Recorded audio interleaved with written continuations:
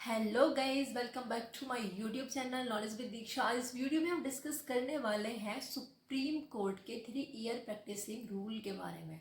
तो जो supreme court ने जुडिशरी एग्ज़ाम के लिए 3 ईयर प्रैक्टिसिंग रूल अप्लाई किया है, तो यहाँ हम उसके बारे में डिस्कस करने वाले हैं। क्या वो सही है, क्या वो गलत है, तो यहाँ हम इन सारे पॉइंट्स पे चर्चा करेंगे। तो देखो, कुछ लोगों का कहना ये है कि जो सुप्रीम कोर्ट ने 3 ईयर प्रैक्टिसिंग रूल अलाउ किया है वो गलत है ना। तो हम पहले यहाँ पे जो गलत वाला पॉइंट है उसको डिस्कस करते हैं।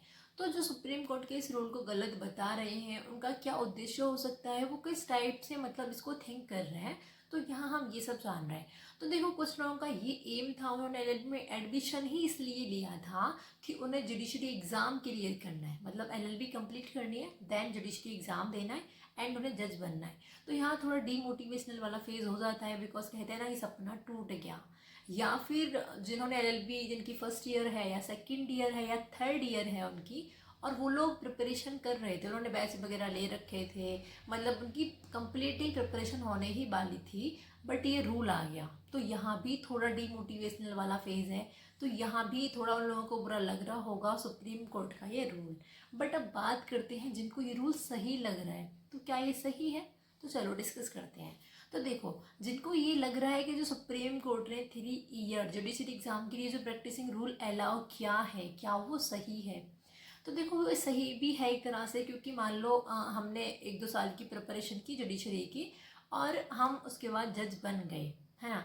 अब हमें जजमेंट देना है कोई कोर्ट में जाके, बट हम कंफ्यूज हैं, हमें समझ नहीं आ रहा, जो एक जज है उसको समझ नहीं आ रहा कि जजमेंट किस तरह से देना है।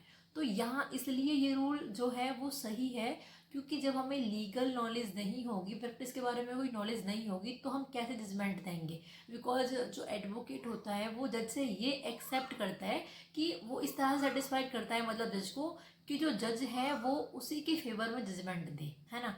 एडवोकेट के फेवर में जजमेंट दे, सारे पेपर लगाएगा, सब एविडेंस वगैरह देगा, उसमें सब कुछ दिखाएगा और ये एक्सेप्ट करेगा जज से कि जो जजमेंट है वो उसके फेवर में आना चाहिए। बट जज कैसे जाने कि हाँ, जो इसने जो सारे पेपर्स लगाए हैं वो ठीक हैं, या जो एविडेंस वगैरह दिखाए हैं वो इस तरह से जो दिखाए गए हैं वो सही है।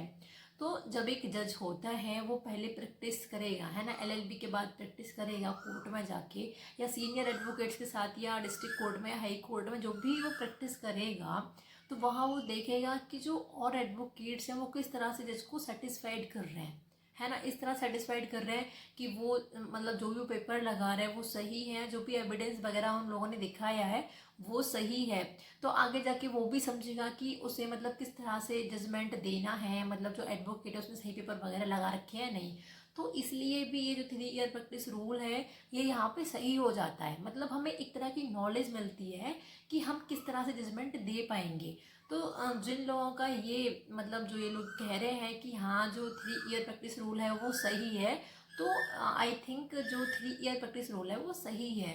क्योंकि जो लीगल नॉलेज है वो लॉ प्रोफेशन में होना बहुत ज़रूरी है। हम बुक्स की नॉलेज ले सकते हैं, एग्ज़ाम क्लियर कर सकते हैं, हम जज बन सकते हैं, बट जो लीगल नॉलेज है, जब तक हमें प्रैक्टिस के बारे में नॉलेज नहीं होगी तो आई थिंक हम जजमेंट नहीं दे पाएंगे, हम वहाँ कन्फ्यूज रहेंगे।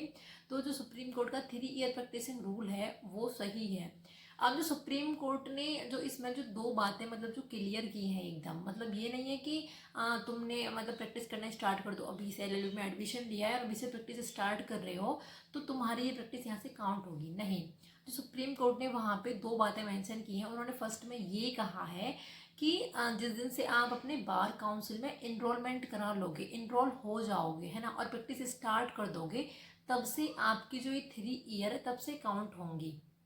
या फिर उन्होंने एक बात ये भी कही है कि जो हाई कोर्ट में जो भी, या डिस्ट्रिक्ट कोर्ट में सीनियर एडवोकेट्स हैं जिन्हें 10 ईयर का एक्सपीरियंस है एडवोकेसी का, जब वो सर्टिफिकेट आपको दे देते हैं, है ना, 3 ईयर प्रैक्टिसिंग का, तब आप जुडिशरी एग्ज़ाम के लिए एलिजिबल हो जाते हो। तो ये दोनों बातें जो हैं सुप्रीम कोर्ट ने अपनी इस रूल में जो मेंशन की हैं। तो अगर आप एनरोल हो जाते हैं तब आप अपना जो है जुडिशरी एग्ज़ाम दे सकते हैं। तो अगर वीडियो अच्छी लगी हो तो लाइक करें और चैनल को सब्सक्राइब करें इस तरह की वीडियोस पाने के लिए। Thank you.